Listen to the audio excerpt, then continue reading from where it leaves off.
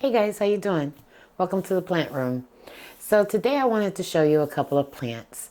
Highly coveted, better priced in today's market. We're going to talk about the Spiritus-Sancti. So if you like this type of content, stick around.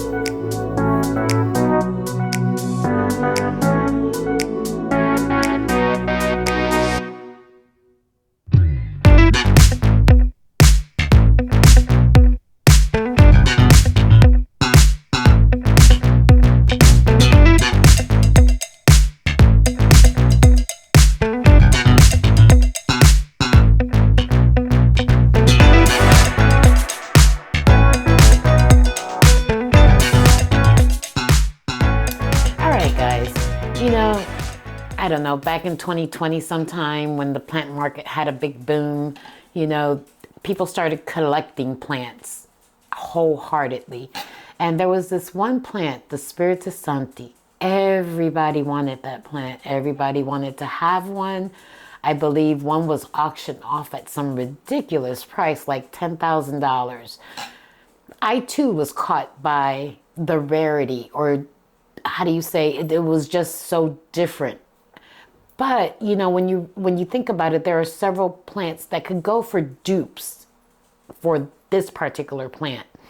And with tissue culture now, they're a dime a dozen. Still a little expensive if you want one that's seed grown, but you can get a tissue culture fairly inexpensive. I'm not a fan of tissue culture. In my experience, at least for me, they don't grow the same. But let me talk to you a little bit about the plants that I have up here. So when I first saw a picture of the Spiritus-Sancti, I was like, wow, that's really different. The long leaves, the lobes. I found it interesting. Obviously, I wasn't going to pay those prices. They were, at that time that I discovered it, they were going well over 1,500, 2,000. I wouldn't buy a plant for that amount of money. However, I did see on Equigenera that they had one that they had hybridized. So that was the first one I got, which is this guy up here. Now I had to write down the parentage to this one because the hybridization of it is really weird. So first he hybridized something he called an Ivan Portilla. And by this I'm talking about the owner of Equigenera. He crossed a Ruzi with the Patricii. Now I have the Patricii, but I don't know what the Ruzi looks like. And that made one version or one hybrid of a plant. Then he turned around and he crossed the Ivan Portilla, which was that first hybrid I mentioned, with a Spiritus-Sancti to get this hybridization. Now, when I look at this particular plant, I can see a little bit of the Spiritus-Sanctis because of the lobe, but I can also see the Patricii. I have the Patricii. She's over here in the corner, and I doubt you'd be able to see her. She grows these very long leaves. And the difference between this and the Patricii for me are that this has these little bunny ears, and my Patricii does not have that. But as far as it being very similar to the Spiritus-Sancti, I can also see that. This is her newest leaf right here. And with each leaf she puts out, I'm seeing more of the elongated ears. So I can see some of the Spiritus-Sancti coming out. When you talk about price, that was a big factor for me. The price on this one compared to a Spiritus-Sancti of this size is night and day. So hybrids tend to grow a little easier. That's why I took a chance on this. I've had this one, I want to say maybe about 8 months now. When she came, she had about 5 leaves, I want to say. She's put out 3 or 4 in my care. What I've noticed is that she doesn't need a whole lot of light, but she does like the bright light. So right now she lives right up under all of the monsteras that are in this corner over here where my constellation is, and she seems to be happy in that area. Okay, so recently I'm always looking at plants. I guess you guys can tell by the jungle I have behind me. I still hadn't forgotten about the Spiritus-Sancti. And I did want one of those, but I didn't want a tissue culture. I wanted something that was grown by seed. So I happened across this little guy. Now, he's tiny. He's super little.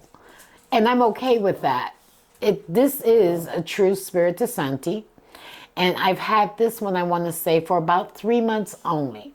So I am still getting used to the way that it grows and the care that it likes. Right now, she is under bright light. She seems to be doing well. I can see with each leaf that she puts out, I'm starting to get a little bit more of the lobing. But she's really young. Now, in nature, this plant is endangered. I think that's why they've gone to tissue culture with it. They're just harder to find. And they actually, I wrote some notes down. They grow in Brazil in a place called Spiritu-Santo. And it is a mountainous area. And we're going to put some pictures so you can see what it looks like in nature. But in nature, they grow up the trees like an epiphyte, but the leaves are like, oh my goodness, they look like belts. They're long. It's just beautiful. Now, can you achieve that in your home? I've seen some people with some very beautiful specimens of this plant. Without a pole, they just grow naturally and they just have these long, gorgeous leaves. I don't know how long it'll take to mature this specimen, but I'm okay. As long as she's happy, I'm happy. She seems to be growing well. And I'm looking forward to seeing her put out leaves, you know, with that long, elongated and high bunny ears. Now, I have not repotted this one or that one for that matter. And from what I can tell, they are in seems like a very light, airy mix. I see pumice, I see tiny orchid bark, and it appears to be like a peat base mixed. I water her about, I want to say about once a week or when I feel the soil is dry. And other than that, she's been fairly easy. I was a little hesitant at first, even though the price on this one was not bad. It was double digits, mid-digit. I'll be honest with you, it cost about $39 for this tiny plant. But she's been doing well. So if you find one, if you like philodendrons and you find one and you want one of those, what they call rare plants, which nowadays I don't think she's as rare as she used to be, but just to have a little piece of that jungle that supposedly is an endangered plant and you really want to cultivate one, I would recommend it. The leaves on both of these feel very thick, not leather-like, but just thick. They're not thin. Who's thin? I can't think of a philo that I have that has thin leaves, but I guess I say all that to say is they feel good. I like the way leaves look and the way they feel. So this one feels nice and sturdy. So does this guy.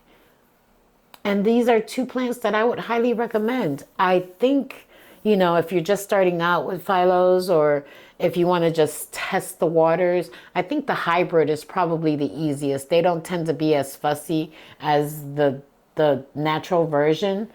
But either way, cool plants. Something different to add to your collection. So don't forget, guys, if you're growing one, let me know. If you have a spiritus, let me know too. How long did it take for it to mature for you?